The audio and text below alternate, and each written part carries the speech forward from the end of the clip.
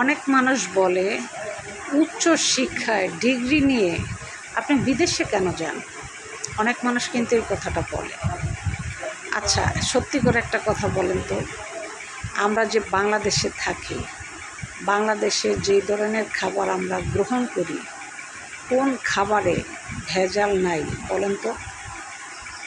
প্রত্যেকটা খাবারে ভেজাল আছে, প্রত্যেকটা খাবারে ঝামেলা আছে।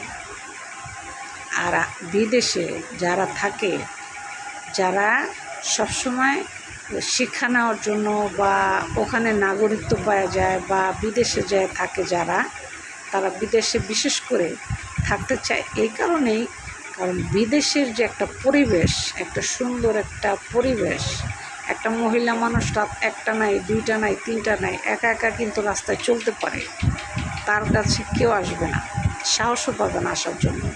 আর আমাদের বাংলাদেশে রাত 11টা বাজলে একটা মেয়ে মানুষ যদি দেখে, 10-12 জন ছেলে হুমড়ি খেয়ে পড়ে ওই মেয়েকে ধরার জন্য।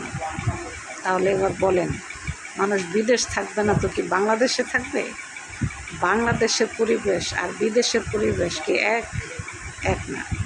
এই কারণেই মানুষ বিদেশে থাকে, বাংলাদেশে থাকে না। আর বিদেশে থাকা এটা খারাপ কিছু না।